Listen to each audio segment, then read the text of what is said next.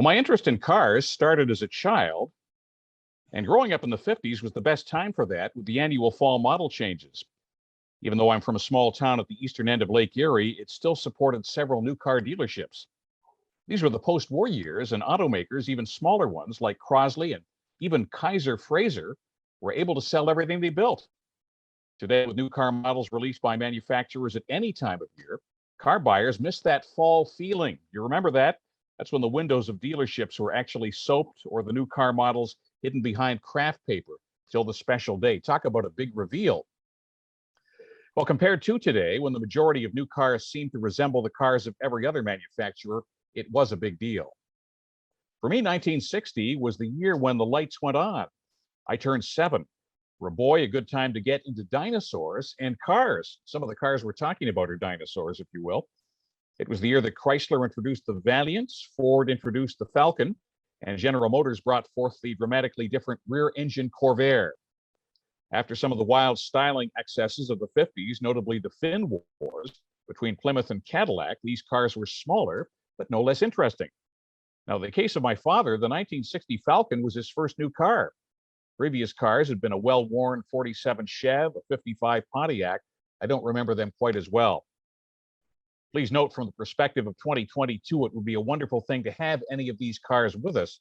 There is a gentleman with a 1955 Pontiac that I've seen at car shows. It was very much like the one my dad owned.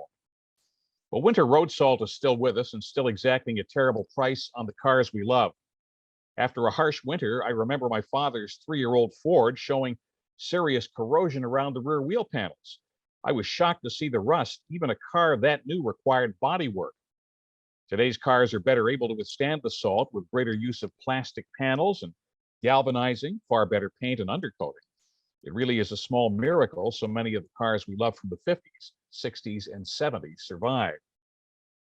While there is the occasional barn find, a largely rust-free survivor, most cars from that period are with us today, but only with some kind of intervention, whether it's a new floor or extensive bodywork. That provides some insight into why classic car owners so value their ride and have so much pride when they display their cars. Now, a word to those of you who are signing up for tonight's free lecture. Many of you know more about cars than I do. I'm not pretending otherwise, certainly when it comes to wielding a wrench. I don't pretend to be an expert, nor do I presume to have the last word on something we talk about here, but I am a car enthusiast. I was approached to give this talk, and I readily agreed as I transitioned from my 47-year broadcast career. Looks like we lost the video here. There we are. I was approached to give this talk and readily agreed as I transitioned from my 47-year broadcast career and into my favorite hobby, which is cars. So this is just a start, but for the next little while, I hope we can have some fun talking about old car ownership. For anyone of a certain age, there have likely been a number of cars in the driveway. Here's a couple of the ones that we've had, independent of any cars my parents had. My first car was a 1966 Vauxhall sold by General Motors as an Envoy Epic. Would you believe I bought that car with money I made from cutting lawns? As I recall, it was $550. That was a lot of lawns to cut, even back in the day. Later, I had a 74 Austin Mini. That was my first new car as I started my radio career. That's very different than the Mini you see today on the road. Then I had a 77 AMC Pacer X, my first new car, and the beginning of my love affair with the Pacer. Austin Cooper followed with right-hand drive. This was an English car and set up in the English manner. Later, we had a Ford Taurus station wagon, a family car. That was a dream to drive on long summer trips. That would be a classic today, I think. Generally speaking, anything 20 to 25 years can be considered a classic. A Ford Escort later, my starting over car, my PT Cruiser, which I still own and drive. That's an '02. And here's the true classics, if you will. A 66 Chrysler 300 convertible, our first classic car, and our second Pacer, an AMC Pacer DL of 76. This leaves out the Chevy 2, in which I drove and got my driver's license, got through university. That was my father's car, and he could have sold it any day of the week. I wonder where that car is now. Every time I see a nice Chevy 2 at a car show, I wonder if that might be the one. Well, I'm sure you could produce a similar list, car owners. Quite a few cars, and it explains why my generation's more than caught up in the world of wheels, rather than living our lives on a smartphone or behind a gaming console. In fact, I'm very grateful I've grown up at the time I did. Got the Beatles, Ed Sullivan Show, Expo 67, the Space Shuttle. My friend Jim reminded me great music, great hair, and great cars. Well, for me, the classic car hobby has come in the past dozen or so years. I now realize we've had the 66 Chrysler. Forgive me, ladies and gentlemen, I'll have to keep restarting that video. It's stopping for some reason. The classic car hobby has come in the past dozen or so years. I now realize we've had the Chrysler since 2009, a year or two after my father passed away and left me a bit of money. I used the rest to enlarge the single car garage.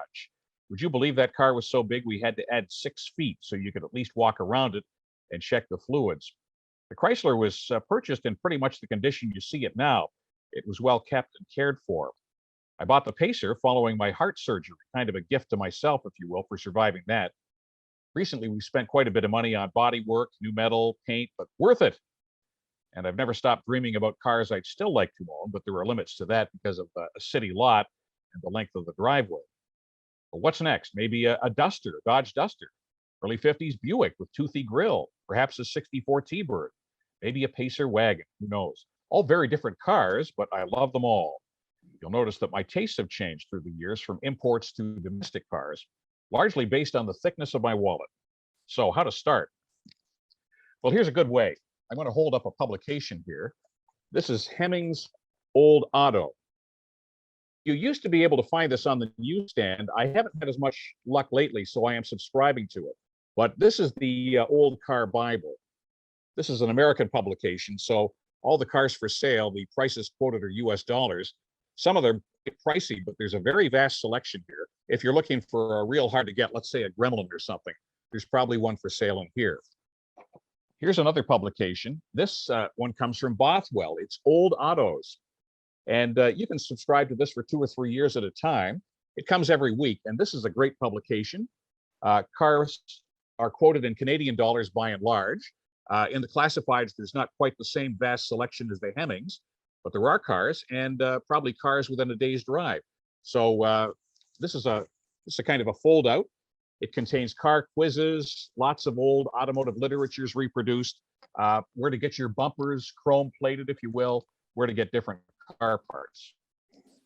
So let's talk now about how much to spend and what to buy. For many classic car owners, what they buy may be what reminds them of dad's or mom's first car. Maybe the car you learned to drive in, or the car you first dated in, or the one that got away. Many Mustangs, Camaros, and Dusters fell into this category. As seniors with many of the customary expenses of life behind us, mortgage, oops, video's gone again. Many of those expenses behind us, mortgage, car payments, children through school, this could be the time for you to get a classic car. For me, there were so many cars I like, I didn't have to look for anything in particular, but was fortunate enough to find a well-kept car that I liked. I confess, when first driving that big Chrysler home from LaSalle to Windsor, I had a hard time keeping it on the road. I wasn't used to being behind the wheel of such a big car. I was more than a little overwhelmed, but every passing year, I love that car a little bit more. And we are very fortunate to have 2 classics, but the secret is both were very affordable. You don't have to be a millionaire. I'm not. Even when you add the values of these 2 old cars together, in many cases, it would be less than one new car.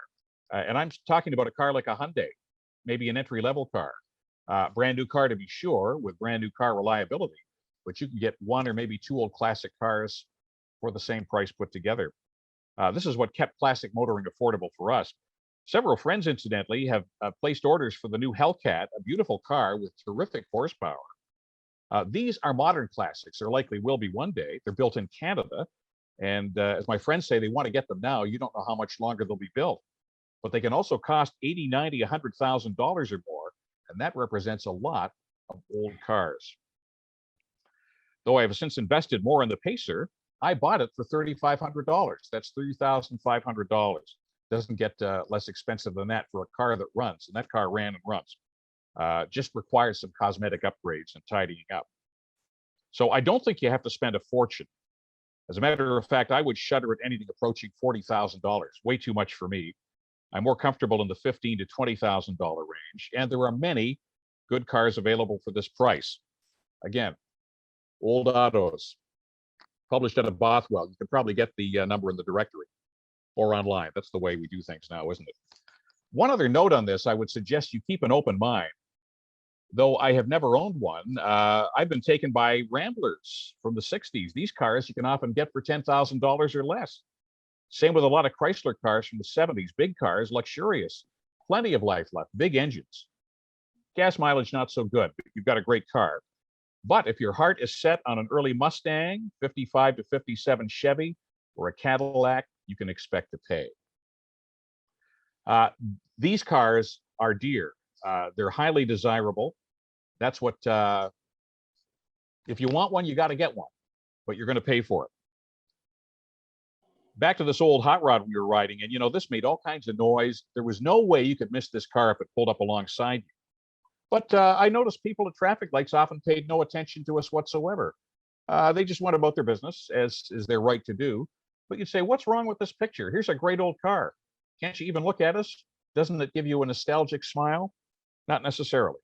Not when you're preoccupied with getting children to soccer practice and Saturday dance lessons and what have we. That I'm not knocking minivans or utility, but we're talking old cars here tonight.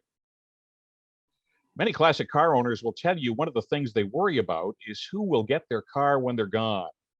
That's why at car shows, I'm more than willing to let a wide-eyed youngster get behind the wheel. Some of the parents are so respectful, they ask if they can take a picture of your car. Better than that, you can get into it. If you'd like to, keep in mind the car is parked on the grass and not running, so it's safe. It's the only way this old car hobby is going to continue. If it's going to continue, they're not making them like this anymore. So we want to bring along another generation. So as I mentioned, I'm recently retired, but I have had a classic car for 13 years. And I'm glad I didn't wait till I retired. That was something I was thinking about. A lot of that, of course, has to do with your ability to buy an old car. That follows understandable family commitments. So Courtney brought up that picture of the 55 Chevy. This is what I'm getting to here. I first thought I might like a car like that. Who wouldn't want one? Beautiful chrome hood ornament. That is a classic. These cars are highly desirable, and I quickly discovered I didn't have enough scratch to buy one. So I appreciate it, and I know people who have them, but I'm not driving. A two-door costs more than a four-door. A convertible, the most of all. A restored one in good condition, maybe $60,000, $70,000. Some of you may watch the Barrett-Jackson auction in January, or pick up a copy of Hemmings, the old car guide we talked about.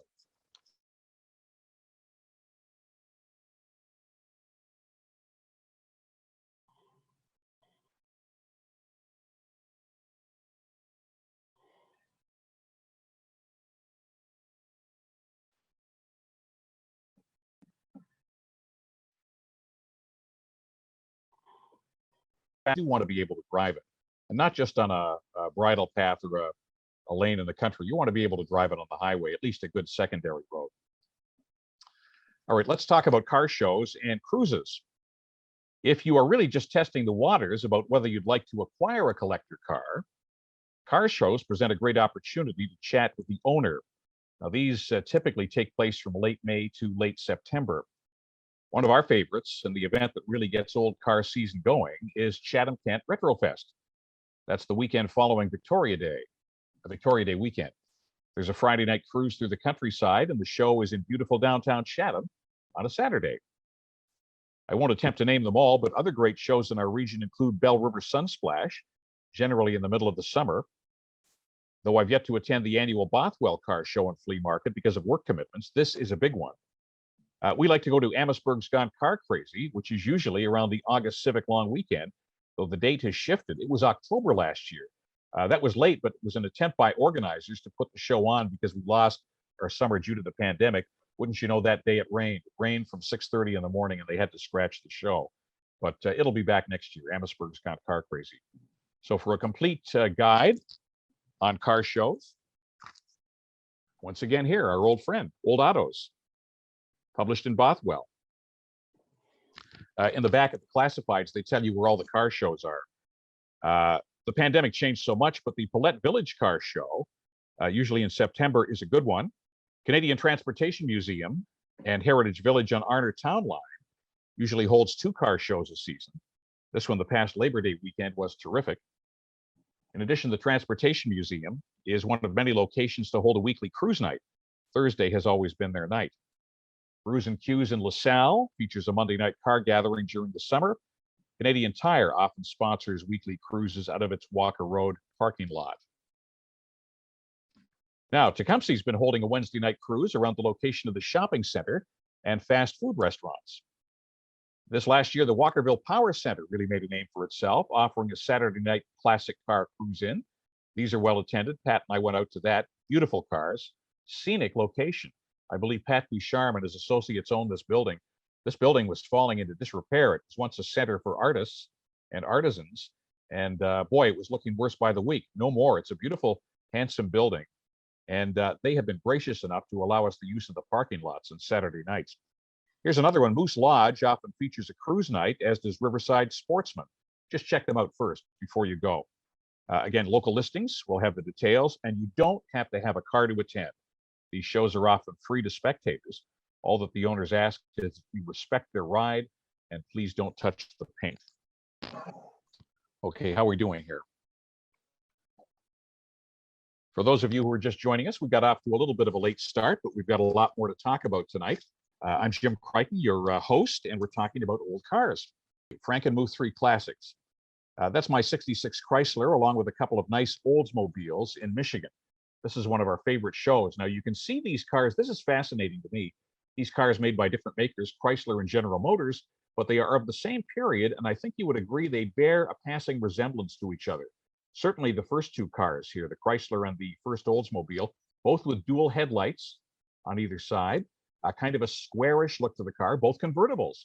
Ours has the white top and the one next to us has a black top. But I don't know the owners of these cars. We just had the good fortune to park next to each other. Got this car in 2009, which was not a great year for the Windsor economy. Nevertheless, it was a good time for us to take the plunge. This car belonged to Ed Stilson. Ed is gone now, but one of the really great car gentlemen. This particular car, the Sunburst Orange car, if you will, was built in Detroit. Those similar cars certainly came down the Windsor assembly line. Through the Chrysler Certicard, which was still with the car, we learned that its first owner was in Washington State. Somehow the car made its way to Florida, and from there came back to LaSalle and later into my hands.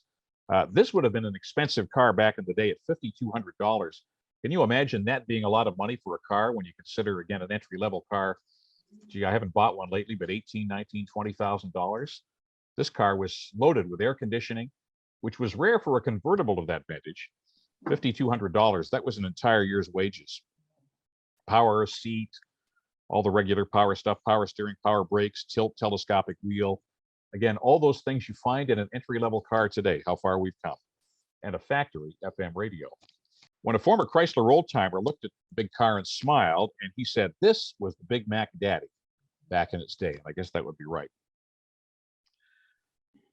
Now, getting back to when you acquire a car, sometimes, as with everything in life, timing is critical. I showed up to meet this owner. I'm not even sure the car was for sale, but he kind of took a shine to me, and he was well into his 80s at this point, this gentleman. His wife kind of gave him a nudge and said, look, Jim's interested in the car. Why don't you talk to him about it? And we made a deal. It was a very reasonable deal, and that is the story of me acquiring the Chrysler. It is still a sweet ride, and other than routine maintenance, hasn't required too much. We have repaired the convertible top. The zipper went out in the rear window. It's needed a new oil pump, voltage regulator, and brake booster, usually about one item every 2 or 3 years. Remember, though, this car is more than 50 years old, and we do drive it. And, of course, there are wear items on modern cars, too, aren't they? My wife drives a more modern vehicle, and she was just told she needs a new motor mount. So that can happen in cars just a couple of years ago, old, not just 50-year-old cars. Future projects could include freshening the engine up, and that could be expensive. Right now, I want to put disc brakes on the front of the car. Right now, it has drum brakes from the factory. They were fine back in their day, but they don't provide a lot of stopping power for a car that weighs more than 2 tons. I think that car weighs in around 4,600 pounds. That's a lot of sheet metal. This is something, though, a caution for me. You have to recognize this in buying an old car. You are not buying a new car. It may go like a new car. I mean, this Chrysler is a rocket, but it doesn't stop like a new car. And you can't expect it to corner and behave like a new car because it's not. You want to be safe when you're driving.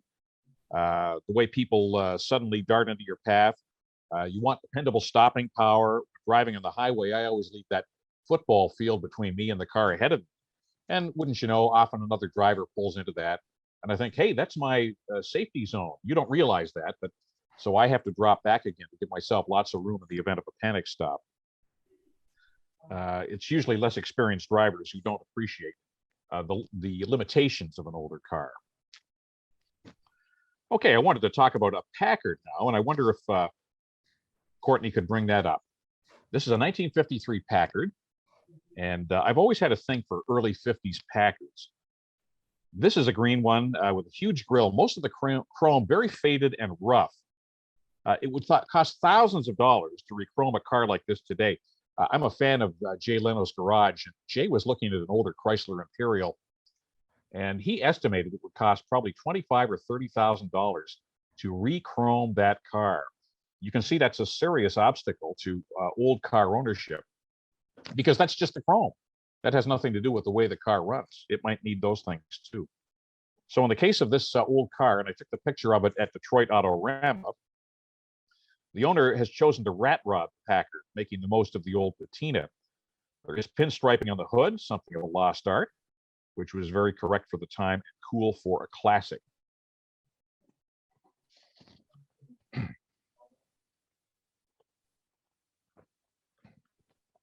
Packard, that was the kind of car that Clark Gable owned back in the 30s and 40s. This is from the 50s, but it reminds me of our neighbor's car, Mr. Lambert. He had a big black Packard, very comfortable. He was a banker, a very serious man. This was a serious car. It had a huge straight 8-cylinder engine. The engine was not of modern design. That's one of the things leading to Packard's demise. It was extremely smooth and dependable, but compared to a Chevy V8, which was new at the time, it just lacked pizzazz and zip. The engine in the Packard, the engine weighed close to 1,000 pounds. That's a lot of weight sitting over the front axle, all cast iron. I believe that was 359 cubic inches. I wanted to talk about the Packard because these do show up in publications like Hemmings, our old friend here. Again, if you're just joining us, this is the Automotive Bible, Hemmings Old Auto. But be prepared to get your wallet out if you want to buy one of these. There is a gentleman in the area named Ray who has a old Packard, and I believe he traded his Chevy Thriftmaster pickup truck for that. If you had such a car today, and there's actually one in a tire shop lot on Manning Road, but it's far gone. You'd spend thousands bringing it back, never mind the chrome, but you might resto-mod it. That is to put a modern engine, modern powertrain, brakes, drivetrain underneath the old body. So you'd have the patina of the old body, the look of the old car, but a modern car underneath. That's a popular way to go now, but again, it's not cheap. Oh, Daddy-o. This leads to another point I'd like to make. Always buy the best car you're able to afford. One in original condition or restored. A number of years ago, before prices shot out of sight, that is less expensive than having to restore a rough example from the ground up. Somebody else's mic is open right now. As many classic car owners have sadly learned, buying a car as a fixer-upper could lead to tears, as there are often serious rust and other problems you can't always see. Hi, Courtney. It's Jim here. I just hear an open mic. I can operate without that, but as you see fit. Thank you. Well, recently, and here's a bit of a laugh, if you will. Recently, my friend Jim sent me an email about the expenses of buying and maintaining a classic car. This was essentially the way it went. Spend $3,000 on a rust bucket. Jay Leno says, knock a zero off when telling your spouse how much you paid. Isn't that great? It only costs $300, honey. Just $300,000. Invest another $3,000 on a new floor, rocker panels. Take your wife out for a nice dinner to smooth things over, $100. List goes on. Engine overhaul, $5,000. Transmission replacement, $4,000. New brakes, $2,000. Take your wife on a cruise to keep harmony in the marriage, $10,000. This is all intended to be funny, of course, but there is an element of truth to it. Well, the old car diary ends up this way. Uh, Owner getting old, putting car up for sale. Total investment in the car, $22,000. Proceeds from the sale, $15,000. Not a winning proposition, but you did have the car all that time, and hopefully you enjoyed it. So, as is the case of art, if I could use that analogy, it's best not to look at classic car ownership as an appreciating investment, though certainly it might be the case in the case of one of those 55 to 57 Chevys, Cadillac, or a Mustang. Corvettes always hold their value. These are cars that seem to do nothing but go up in price. With these cars, if you undertake an expensive restoration, there's a good chance you'll get your money back, or most of it back, on sale.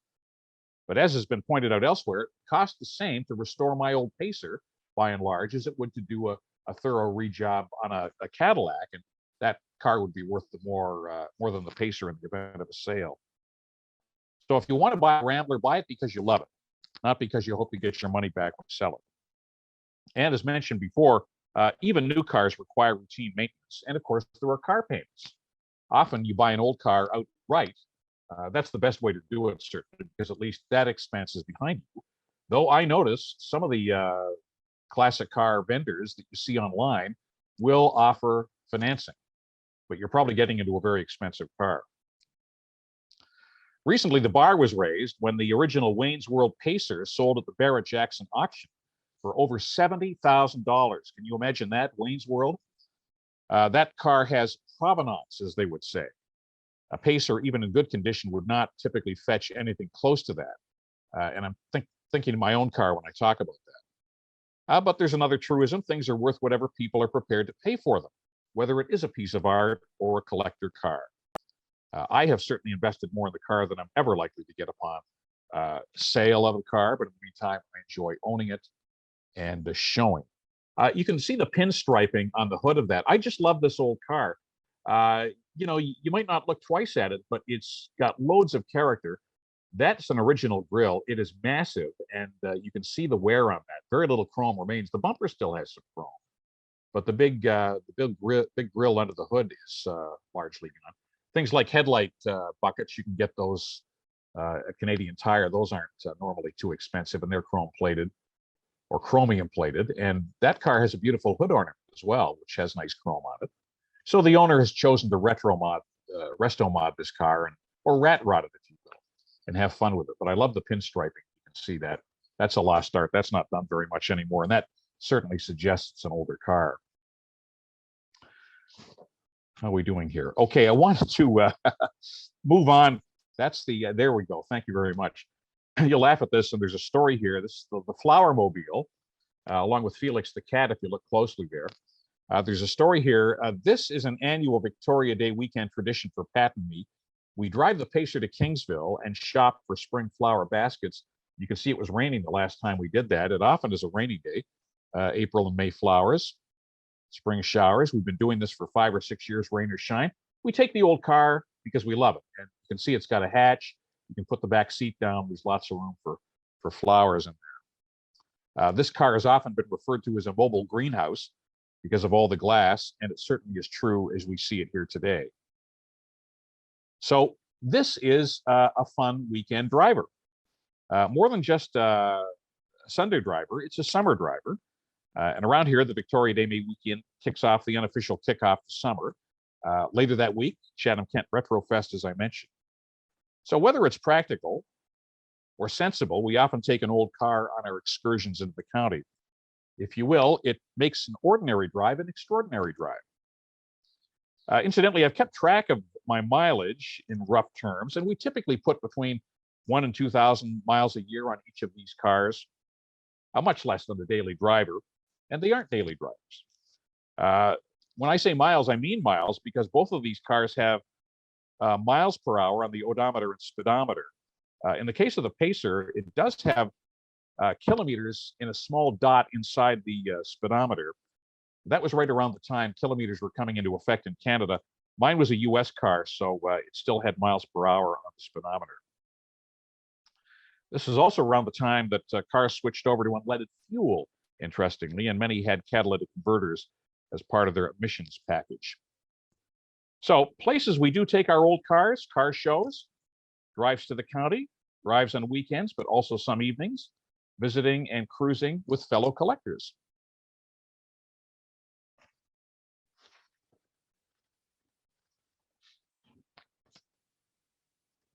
Let's talk about where to get your classic car serviced now. I don't want to do any direct endorsements, as that's not the purpose of this program, but I don't think I've lived anywhere where there are so many garages and almost every street corner. For example, if you live in the Walker Road and Seminole corridor, there are many fine garages, and that is just one part of Windsor. Best, of course, is if you're able to fix it yourself. I do know car enthusiasts who are capable of a total frame-off restoration, often called a nut and bolt restoration of an old car. They have built a rotisserie in their garage, and that's exactly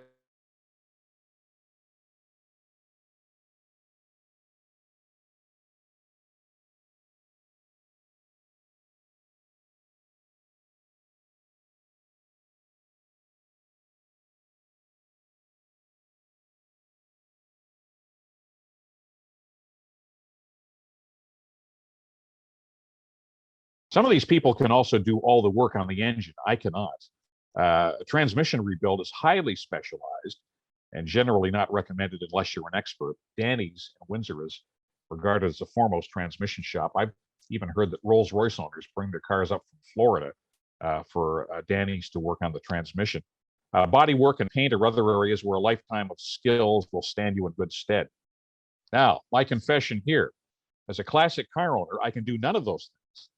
I don't do much more than check the fluids, but that is important before you drive. Radiator, engine oil, transmission fluid, power steering, always top things up. I can also change the filters. The air filter in an old car is usually fairly easy to get at. Other than that, though, I'm going to go to a mechanic, somebody who knows what they're doing. And in fairness, they can save you a lot of time and a lot of heartbreak mistakes that you might make. They've got the diagnostic tools, and older cars generally don't need as many because there's fewer electronics in them. However, they've got their own requirements. They may require the use of a timing light. For example, the Chrysler has a timing chain. Most modern cars have a timing belt, which doesn't require much maintenance at all. It just is replaced at a certain interval. The timing chain is a very heavy-duty item, but occasionally it needs to be tightened. You wouldn't want it to slip off its gears. So it's best to know when not to fiddle with something and call in an expert. Now, why am I talking about the Batmobile here? Why would I choose to mention this original Batmobile? The car was built by George Barris and based on a 55 Lincoln Futura concept car. If you know a 55 Lincoln, a truly outstanding car and far ahead of its time. I love the cathedral headlights and the taillights, and this Batmobile has been considerably modified, but you get the bones of the old Lincoln underneath it. Packard also had a beautiful car, a show car called the Packard Predictor, a valiant last gasp for this storied automaker, also hinting at the shape of the original Batmobile. Well, for many, this George Barris creation is the car that first comes to mind when you say Batmobile, though it can be argued the new variations are also classics in their own right. This also is a picture taken at Detroit Autorama probably about a decade ago.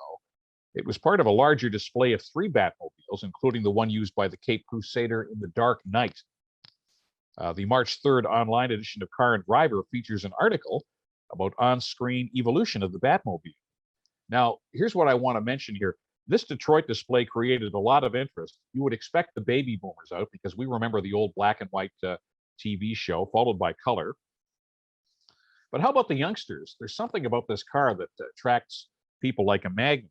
Could cars like the Batmobile spark interest in a new generation of classic car owners? Just asking. We can only hope. While few of us can ever expect to own anything as exotic as the Batmobile, many owners do like to mildly customize their cars. In the 50s, this included different headlights and grille arrangements, fender skirts over the rear wheels, lake pipes. Those are chrome exhausts that follow the rocker panels of the car. Custom paint job, gleaming chrome. You can look up the term lead sled, L-E-A-D.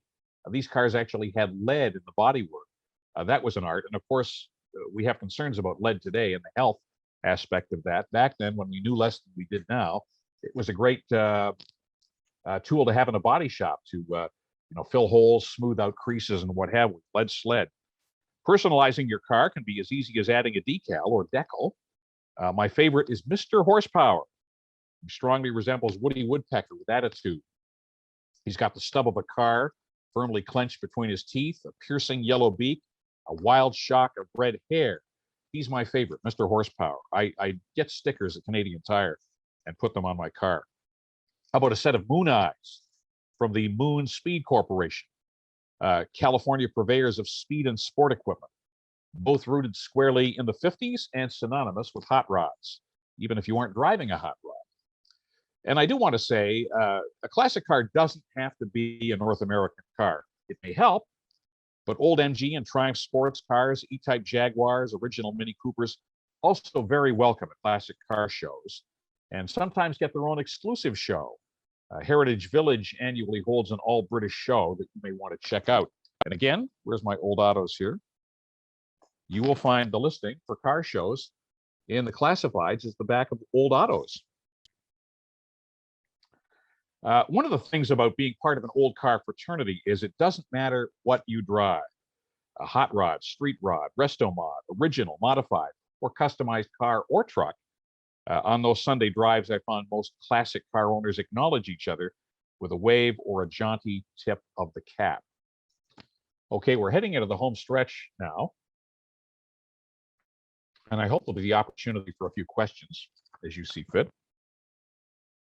So why a classic car? Why bother to acquire and drive a classic car?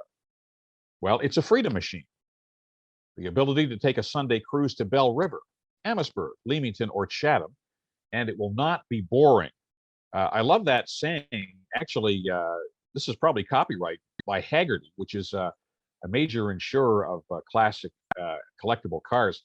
They have a sticker that says, "Life is too short to drive boring cars." Isn't that great? Life is too short to drive boring cars. And so they're tapping right into the nerve of classic car owners there. I love the ability. Of course, you can take a new car anywhere, can't you? You can drive to the West Coast if you want. I dare say this. Nobody wants a breakdown, but one of the enjoyable aspects about having an old car is taking it out for the day and getting home safely in one piece without a breakdown. It can be something of a minor miracle. I mean, I know we don't want to have a car breakdown, but it's probably more likely to happen with an older car. So it's an adventure to get home safely after a Sunday cruise. Here's another reason. I guess I could do a top 10 David Letterman style thing. Why a classic car? Just thought of that. Make new friends.